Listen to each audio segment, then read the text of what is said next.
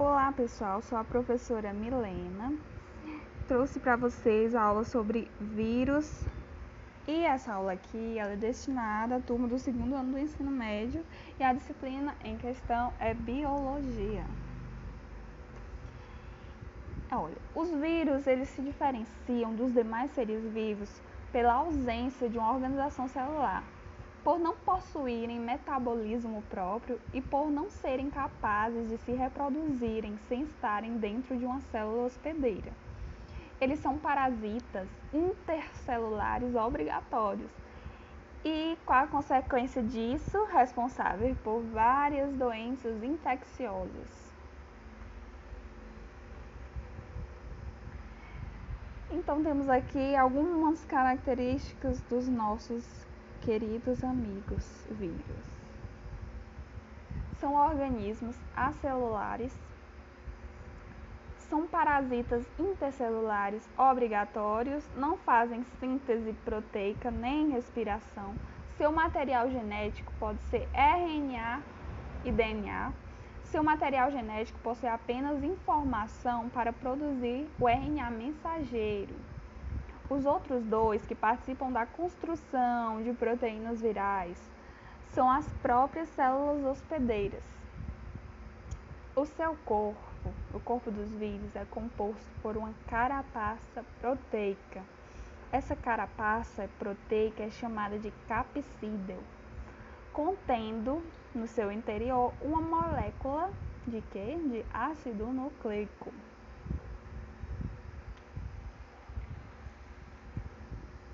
Então, todos os vírus eles são acelulares e não possuem metabolismo próprio. Logo, não há como obterem energia. Então, lembrem-se, vírus não têm gasto de energia, porque eles não possuem um metabolismo, que fique registrado isso para vocês lembrarem. Todos os vírus têm o caprídeo, porém nem todos têm o envelope de proteína. Esse é chamado de não envelopados. E também a variabilidade genética, que acontece de duas formas: mutação ou recombinação.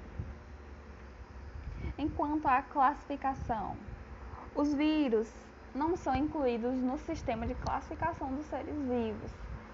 Sendo assim, eles possuem um sistema próprio de classificação. Então temos aí o exemplo da terminação de família, o ID, e terminação de gênero. Conceito de espécie vírus. Como podemos conceituar? Podemos falar o quê? Uma espécie viral compreende um grupo de vírus que compartilham o mesmo material genético. Então, se há esse compartilhamento de material genético, já pode ser considerado uma espécie viral. Reprodução. A reprodução ela pode ser de duas maneiras. Nessa primeira maneira aqui, eu trouxe para vocês o ciclo lítico. Ele provoca a morte das células hospedeiras. Então, acompanhe o meu raciocínio por essa imagem. Tem 5 e 6 passos nessa imagem. Eu falo 5 porque um liga ao outro. Então, vocês vão entender meu raciocínio mesmo assim. Então, acompanhe.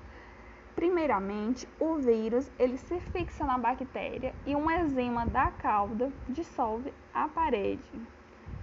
Após isso, quando dissolve a parede bacteriana, o vírus injeta o seu material genético. Só lembrando um porém aqui, nesse ciclo aqui. Os sintomas de doenças provocadas por este vírus aqui aparecem imediatamente. Então vamos continuar aqui. Após esse processo, o DNA da bactéria é destruído pelo do vírus, que orienta a síntese de proteínas e se duplica. Após isso, formam-se novos vírus. Olha o tanto de vírus que foi formado. E por último, a parede celular da bactéria se rompe, havendo assim a liberação de vírus. Viu como o processo é bem organizado?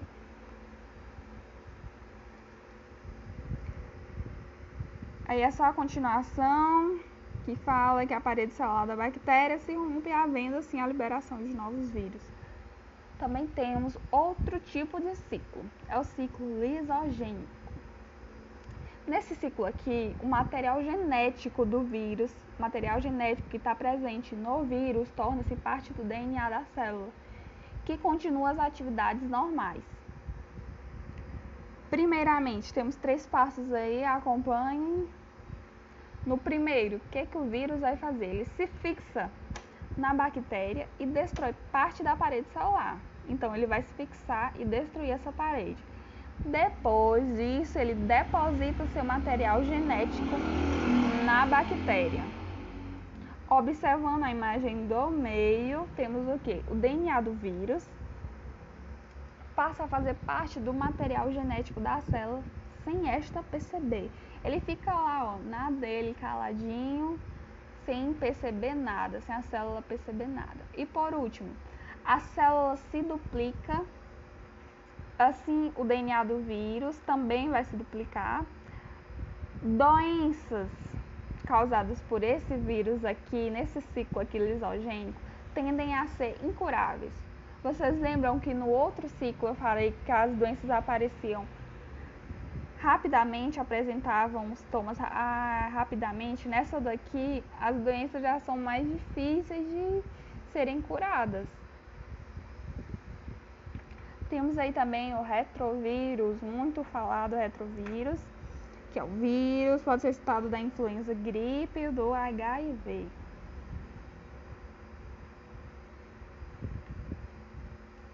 Como é que ocorre a reprodução dos retrovírus? Temos a imagem aí, 5 passos fáceis de serem percebidos. No primeiro passo, temos a endocitose. No 2, a mudança do RNA viral para o DNA viral. No 3, a incorporação do DNA viral pelo DNA da célula. Vocês estão vendo aí no meio. E por último, após isso, a formação de proteínas virais e também a formação de novos vírus e infecção na célula. Como vocês podem notar, olha, embaixo, a formação de vários outros vírus. Agora vamos falar das principais doenças. Não tem como eu falar em vírus se eu não apresentar as doenças para vocês terem conhecimento. Então, a primeira e muito conhecida é o HIV, que podemos falar dela que a AIDS é uma síndrome caracterizada por um conjunto de infecções oportunistas surgidas devido à queda da imunidade. Essa queda é devido à redução de um linfócito presente na pessoa. Este auxilia e estimula a combater vários vírus e sua falta pode agravar várias doenças. Então, vocês entenderam que no momento chamado de incubação, o vírus encontra-se multiplicando dentro de células sem cometer a lise, que é a quebra delas. O tempo de incubação geralmente chega a ser cerca de 10 anos. E a transmissão se dá por contato sexual com portadores da doença, transfusões de sangue e uso de materiais cirúrgicos não esterilizados. Outra doença, dengue, também muito conhecida. O flavírus é o causador da dengue. Flavírus. O vetor é um mosquito Aedes aegypti. Esses mosquitos são hematófagos, ou seja, alimentam-se de sangue. Quais são os sintomas da dengue clássica? Febre alta, perda de apetite, dor de cabeça, manchas vermelhas, pequenos sangramentos no nariz e na gengiva. E sintomas da dengue hemorrágica. São sintomas iguais ao da dengue clássica, mas apresenta a queda acentuada da pressão arterial, devido ao aumento da permeabilidade dos capilares sanguíneos, e pode ser fatal. Em casos de suspeita de dengue, o que deve ser feito? O médico deve ser consultado.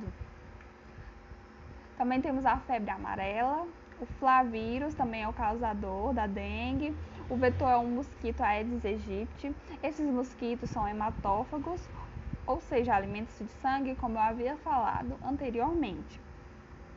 Os sintomas: febre, calafrio, dor de cabeça, vômitos, dores musculares, insuficiência hepática e renal, hemorragias e redução na frequência dos batimentos cardíacos. Como se prevenir? Não deixar água parada em vasos, pneus, latas, pois a fêmea desse mosquito coloca seus ovos e deles eclodem larvas. Sempre usar repelente de inseto no corpo quando necessário. Varíola. O ortopovírus é o agente etiológico que transmite a varíola. Quais são os sintomas? Febre, dores musculares, feridas grandes, numerosas na pele, como vocês estão vendo aí na imagem, que deixam cicatrizes. Erradicada no mundo, mas em 1950 teve grande índice de incidência. Só a vacinação previne. A transmissão é feita pela saliva e pelo uso de objetos como talheres e copos contaminados. Viram aí? A herpes simples também. Os sintomas são aparecimento de pequenas bolhas ao redor da boca e das partes genitais. É transmitida por via oral respiratória. A genital é através de contato sexual. São tratamentos por meio de medicamentos que interrompem a reprodução desse vírus aqui. E aí temos mais outras doenças como a hepatite, rubéola, gripe suína, catapora e a poliomielite. E por último, as referências, só repetindo mais uma vez, vocês encontram esse livro Biologia Hoje, do 2º ano, facilmente na internet. Então é isso e muito obrigada.